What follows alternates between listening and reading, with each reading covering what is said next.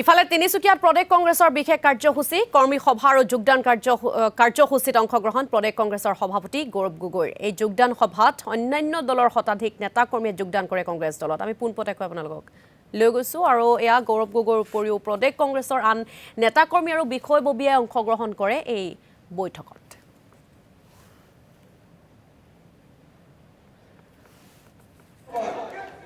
জিন্দাবাদ জিন্দাবাদ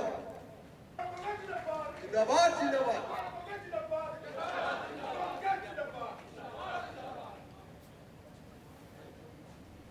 ইয়াৰ পাছতে আমাৰ মাজত আমি তেখেতক সমৰ্থনা জনাব বিচাৰিছো তেখেতক সমৰ্থনা জনাব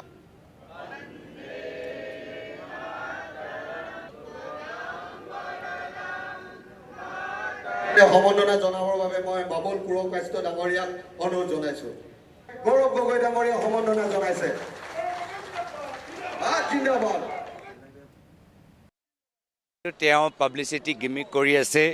নিজৰ বিফলতা নিজৰ কেলেংকাৰী লুকাবলৈ বিচাৰি আছে অসমৰ ৰাইজে ভালদৰে জানে যে যোৱা 10টা বছৰত মাত্ৰ বিজেপি নেতাসকলে নিজৰ ভাই ককায়েকৰ নামত আজি মাটি কিনিছে বাগান কিনিছে থলুৱাৰ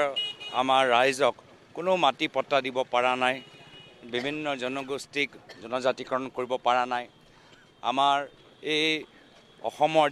যিখিনি প্ৰকৃত আমাৰ বঙালী মানুহ আছে এতিয়া তেওঁলোকক কাৰ যোগেদি নিজকে বাংলাদেশী প্ৰমাণ কৰিবলৈ বাধ্য কৰাইছে তো এইখন চৰকাৰ অসমৰ প্ৰত্যেক জনগোষ্ঠীক তেওঁলোকে প্ৰতাৰণা কৰিছে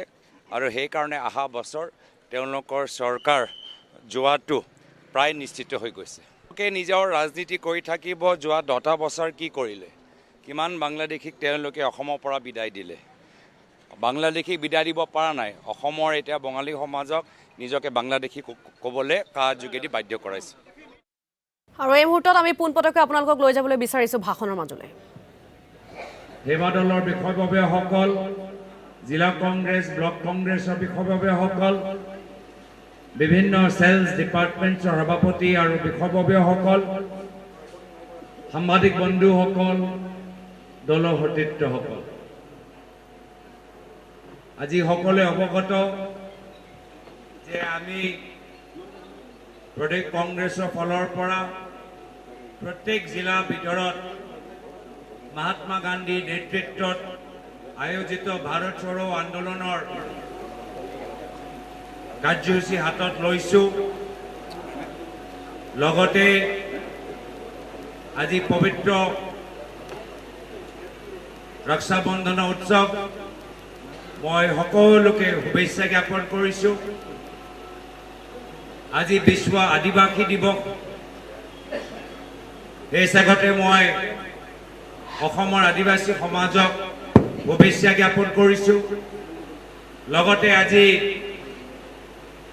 আমাৰ ইণ্ডিয়ান যুৱ কংগ্ৰেছ ইণ্ডিয়ান ইউথ কংগ্ৰেছৰ স্থাপনা দিৱস মই যুৱ কংগ্ৰেছৰ প্ৰাক্তন যুৱ কংগ্ৰেছৰ বন্ধুসকলক শুভেচ্ছা জ্ঞাপন কৰিছো আজি আপোনালোকৰ মাজত আহিছো আৰু ইয়াৰ পূৰ্বে বিভিন্ন সময়ত আমি আহিছো আজিৰ দিনত আমি বিভিন্ন ঠাইত যামগৈ ইতিমধ্যে তিনিচুকীয়া নগৰত ভৰি দিয়ে স্বৰ্গদেউ সৰ্বানন্দ সিংহৰ প্ৰতিমূৰ্তিক আমি মাল্য অৰ্পণ কৰিলো এই কাৰণে এটাও দিন আমি জৰি ল'ব পৰা নাই প্ৰত্যেক দিন কষ্ট কৰিব লাগিব প্ৰদেশ কংগ্ৰেছৰ সাৰ্কুলাৰ আহিব এআইচিচি সাৰ্কুলাৰ আহিব গুৱাহাটীলৈ যাব লাগিব ধৰ্ণা কৰিব লাগিব আন্দোলন কৰিব লাগিব মেমৰেণ্ডাম দিব লাগিব ভোটাৰ তালিকা চেক কৰিব লাগিব বহুতখিনি কাম কৰিবলগীয়া আছে কিন্তু এটা কথা ঠিক মই কংগ্ৰেছ দলৰ মাজত এটা নতুন সাহস দেখা পাইছো যে জনসাধাৰণৰ মাজত কংগ্ৰেছ দলৰ প্ৰতি এটা নতুন মৰম দেখা পাইছো এটা কথা ঠিক যে বহুতে বাদ চাই আছে যে কংগ্ৰেছ দল অসমখনক কেনেদৰে আগুৱাই লৈ যাব আৰু আমি তেওঁলোকক কৈছো যে যিদৰে যোৱা 15টা বছৰ যেতিয়া আমাৰ 2001 চনৰ পৰা 16 চনলৈকে প্ৰয়াত মুখ্যমন্ত্ৰী তৰুণ গগৈদেৱে অসমৰ জনসাধাৰণক সহায় কৰিলে, সেৱা কৰিলে, আমি প্ৰয়াত তৰুণ গগৈদেৱৰ আদৰ্শ লৈ আমি ৰাইজৰ মাজত থাকিম আৰু ৰাইজৰ মাজত একতা সৃষ্টি কৰি আমি ৰাইজৰ হৈ কামখিনি কৰি যাম। প্ৰয়াত তৰুণ গগৈদেৱে সকলোৰ চিন্তা কৰিছে। এয়া বঙালী হওক, মাৰৱাৰী হওক, বিহাৰী হওক, অসমীয়া হওক, আদিবাসী হওক, খ্ৰীষ্টিয়ান হওক, সকলোৰ বাবে তেওঁ চিন্তা কৰিছিল, সকলোকে মৰম কৰিছিল। এই একেই মৰম,